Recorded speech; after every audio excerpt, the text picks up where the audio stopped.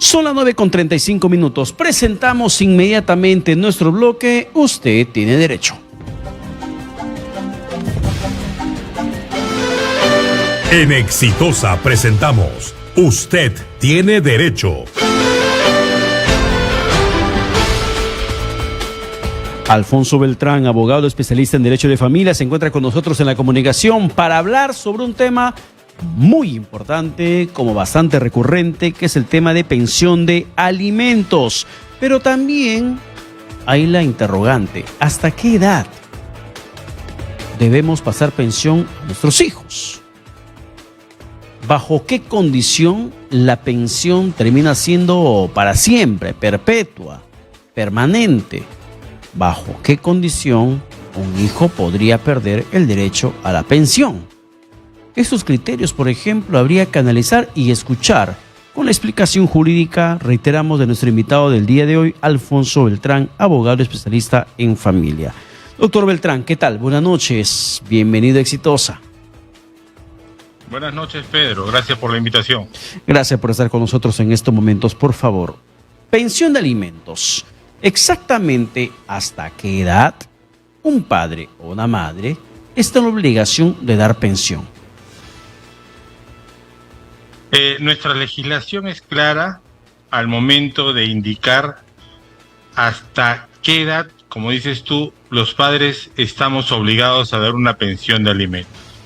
Normalmente sería hasta los 18 años, porque ya a partir de los 18 años ya nosotros, los jóvenes, pasan a ser parte de la sociedad económicamente activa, o sea, ya son mayores de edad, o sea, ya tienen su DNI azul. Cambian el amarillo por el azul. Sin embargo, si estos jóvenes hoy, ya desde antes de los 18 años, tienen estudios superiores o estudios técnicos y llegan los 18 años, muchos padres les dicen: no, hasta acá nomás, ya no te voy a pagar, ya no te puedo solventar, ya no te puedo mantener en muchos casos. Sin embargo, pues mientras estos jóvenes tengan un desempeño académico óptimo, que también en esa parte nuestra ley tiene ese pequeño vacío en donde no se indica qué tan óptimo sea, simplemente que tenga estudios satisfactorios y no más bien el tercio superior o el quinto superior, como hoy se les cataloga a los estudiantes universitarios, indica pues que sea óptimo únicamente y con un 10.5, o sea, ya pasé de año, papi, ya pasé a otro ciclo, ya me tienes que seguir manteniendo o me tienes que seguir pagando los estudios. Esto también, Pedro, para cortar la respuesta, eso también es siempre y cuando el joven pues no cambie de profesión. O sea, hoy empezó a estudiar Derecho, a los 2 o 3 años se dio cuenta que lo suyo no es Derecho, sino es peluquería. Y se cambió: papá, ya no deseo estudiar. No, hijito, hasta ahí nomás. Pero voy a ser bueno en esto, sí, pero nada me dice que después de 2 años o al año tú decidas hacer pues otra profesión o estudiar otro oficio. No, mientras mantenga la carrera o el estudio que él haya decidido continuar después de su época escolar. Claro, o sea, a ver, si el hijo o la hija que recibe la pensión de alimentos ya es mayor de edad, está estudiando y en plena formación técnica superior o universitaria, cambia de carrera, el padre o la madre, si da pensión, puede inmediatamente acudir al Poder Judicial para que extinga ya esta obligación por el solo hecho de cambiar de carrera. Por supuesto, mira, por eso te digo, nuestra norma es muy completa en muchos aspectos. Tenemos un código de niño adolescente completísimo. Sin embargo, pues hemos tenido casos, por ejemplo, de algunas carreras en que han estado siguiendo los hijos, como lo es psicología en algunas de las universidades, no voy a decir nombre, y próximos a acabar la carrera, ellos pasan por un examen y le dicen: bueno, si no pasa el examen usted no puede ser psicólogo y tiene que cambiar de carrera. Eso es siempre y cuando pues la universidad o el instituto superior, dentro de su malla curricular, exija este examen previo para que la persona sepa si va o no rendir fuera de las aulas universitarias. Pero si la persona decide cambiar porque, bueno, mi amigo también se fue, o papá, ¿sabes qué? A mí me parece que eso no va a ser rentable, pero hijito, yo te pagué 3 años de carrera a tanto mensual, a tanto anual, eso saca un tanto tanta cantidad, y ahora me dices que no es rentable, pues yo no puedo seguir pagándote. Tendrás que buscar un trabajo y pagándotelo, o en su defecto, bueno, ver la forma de sustentar, de solventar sus gastos, ¿no? ¿Qué pasa, doctor Beltrán, si el adolescente, en este caso si hablamos de un menor de edad, termina siendo padre o termina siendo madre? Esa situación también implicaría una causa para que el que da la pensión diga, ya no tengo que darte, por cuanto ya te hiciste de familia, tienes 17 años o tienes 18 años, ya no tengo por qué darte pensión, por cuanto asumiste una responsabilidad ya de adulto. Es interesantísima tu pregunta, porque nuestra realidad social, nuestra realidad económica, nuestra realidad educativa, en muchos casos pues tenemos padres, como dices tú, de 17, 18 años, hasta de 16 años. Las niñas salen embarazadas, o el niño o el joven embaraza a la menor. Si se da la pensión, ya es potestad de los padres, en realidad es potestad de los padres. La ley en ese aspecto es clara, sin embargo, es potestad de los padres de continuar para no dejar trunco quizás la ilusión de la señorita o del joven de continuar estudios universitarios. Muy aparte de eso, Pedro, te comento, sería pues contraproducente echar a la calle o ve tú búscatelas a una señorita que tiene 16 años o un joven de 17, 18 años, cuando no tiene oficio ni beneficio, cuando no sabe más que lo que estudió en el colegio. Entonces la idea sería que los padres apoyen la parte universitaria, pero sin desmerecer la obligación que ellos han adquirido al ser padres o madres, porque es una gran obligación y una gran responsabilidad esto de ser padres a muy temprana edad. Entonces, apoyarlos. Y nosotros en el estudio siempre informamos a los padres que tienen que seguir apoyándolos, al menos hasta que ella o él estén a mitad de carrera, ya tengan algún trabajo y se puedan solventar o ayudar en la manutención del menor y también de donde viven, ¿no? Claro que sí. Doctor Beltrán, antes de la comunicación telefónica con el público y la consulta que nos pueden hacer a través del 251-9422 y el 940-800-800, yo quiero hacer una pregunta más. ¿Bajo qué condiciones la pensión de alimentos es para siempre? En muchos casos vemos acá en el estudio pues a padres o a madres que son los que dan la pensión, que dicen ya di tanto tiempo, ya es demasiado. Eso es totalmente falso. La pregunta tuya va hasta cuándo la pensión es eterna o es de por vida. Y eso es pues cuando los hijos tienen alguna deficiencia, alguna limitación, carecen de propio desenvolvimiento económico o laboral, donde no pueden desenvolverse libremente por alguna limitación física o mental, y que pues requieran sea la asistencia médica, la asistencia técnica de enfermeros, enfermeras, tratamientos, medicinas, etcétera, ¿no? Hay tanta variedad de estas situaciones, pues que muchos padres, y con mucha pena se dice eso, muchos padres pues desconocen totalmente el estado del menor, que puede venir de que es congénito, o sea, nació así el niño, o que producto de, vamos a decir, una mala praxis médica o de un accidente, o de una vacuna que no era la correcta, o de un maltratamiento, etcétera. Se pueden dar miles de situaciones que puede, y nadie está libre de eso, que pueda pues limitar en lo sucesivo el normal desarrollo y desenvolvimiento de una persona en la vida escolar, académica y laboral.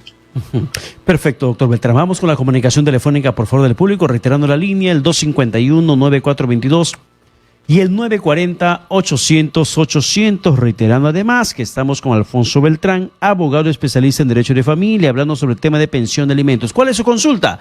Lo escuchamos atentamente. Aló. Adelante. Aló. Quería opinar. Yo cumplí con la pensión, darle estudio universitario a un hijo en la Universidad Nacional de Piura. ¿Aló? Sí, estamos escuchándolo. Entonces, yo, el destino, entré a una situación de un accidente, me quedé inválido y tengo un hijo que lo eduqué, lo hice profesional, incluso tiene fotos con Nicolás Lucas, cuando hubo un debate acá en esto de la presidencia de Keiko, Pablo Kuczynski y tantas ciencia de la comunicación que estudió él. Ya, pero ¿cuál es la consulta en concreto, caballero?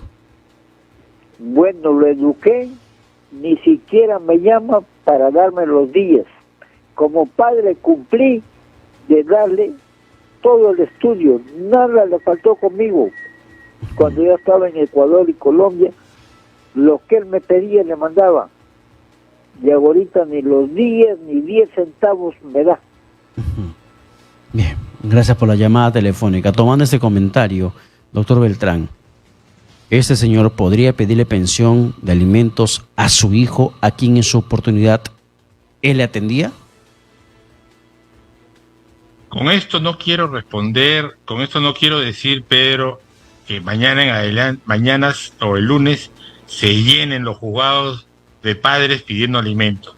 No, pero la ley sí ampara el pedido de alimentos por parte de los padres a los hijos, siempre y cuando los padres se encuentren en el estado de necesidad, o siempre y cuando los padres requieran debidamente fundamentada su demanda, pues que los hijos los asistan en cierta forma o en la totalidad para su manutención, para su supervivencia. Pero doctor Beltrán, doctor Beltrán, perdone que le interrumpa, para puntualizar ese tema.